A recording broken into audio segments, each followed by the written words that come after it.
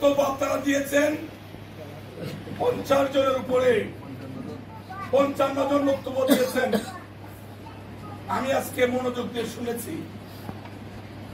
অনেক দিন যাবৎ, অনেক বছর যাবৎ আপনাদের সাথে আছি।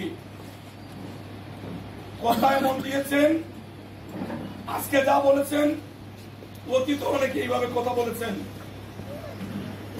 এর বিপরীত চিত্র আমার দেখার সুযোগ হয়েছে। ভালোটাও দেখেছি, খারাপটাও দেখেছি।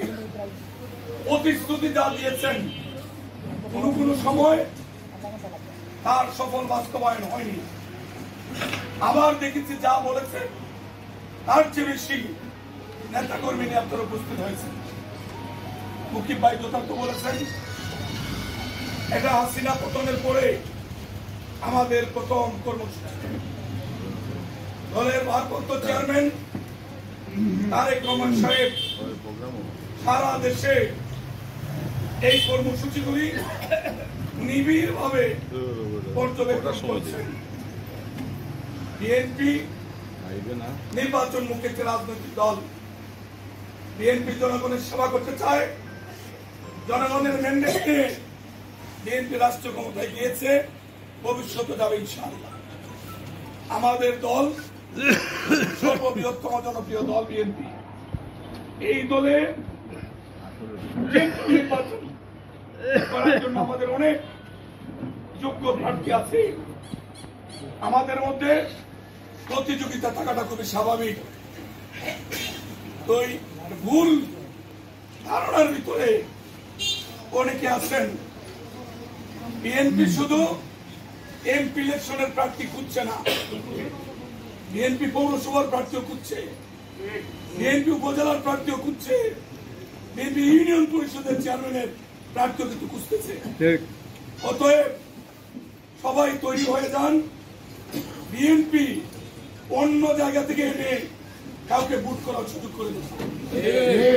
নিজের দল থেকে যোগ্য মানুষ, সাহসী মানুষ, ত্যাগী মানুষ খুঁজে খুঁজে দল সমর্থন দেবে।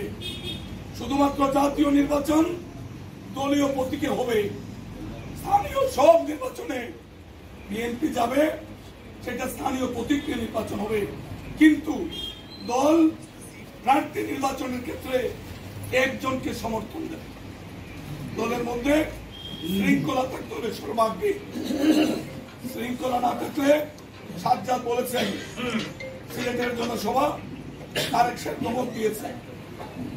আমরা হবিগঞ্জ আন্দোলন বলেন, সংগ্রাম বলেন, স্থানীয় নির্বাচন বলেন, সব জায়গায় আমরা সফল। সব জায়গায় আমরা সফল। আমরা এই 18 তারিখের প্রোগ্রাম আমাদেরকে সফল হতে হবে।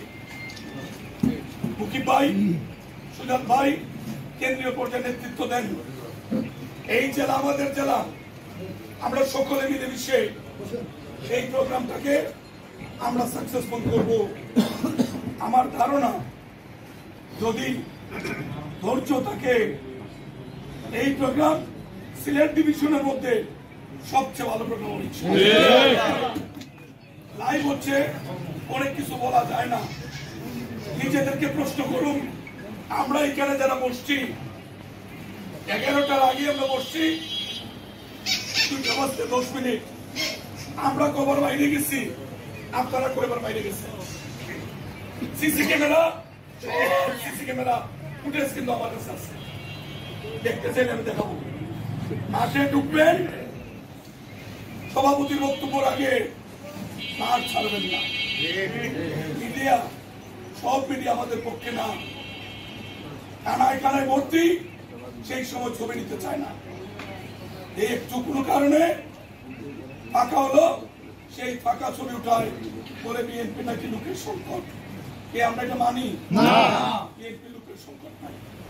কালকে রাজধানীগঞ্জ সম্মেলন করেছি, বিশাল প্যান্ডেল, শহীদ মিনার চত্বর কানায় কানায় পূর্ণ। রাজধানীগঞ্জ পৌরসভা ছোট্ট একটা পৌরসভার মাঠ যদি কানায় কানায় পূর্ণ হয়, এটা 10টা মাঠ আমরা ইচ্ছা করলে করতে পারি।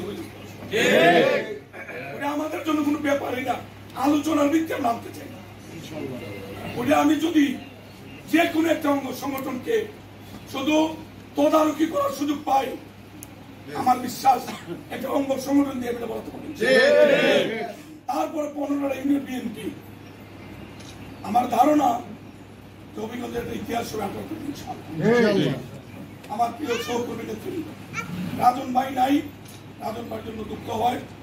এই মানুষটা ত্যাগী মানুষ, সাহসী মানুষ, পরিশ্রমী মানুষ, উদ্যমী মানুষ মারা গেলেন। ওনার জন্য আমরা দোয়া করি, আল্লাহ জান্নাতুল ফেরদৌস নসিব। এইভাবে আমরা মরে যাব, একদিন কেউ থাকবো না, কিন্তু আমাদের কর্ম বেঁচে থাকবে। আমরা সবাই মিলে ভালো কাজ করার চেষ্টা করি, নিশ্চয়ই আল্লাহ রাব্বুল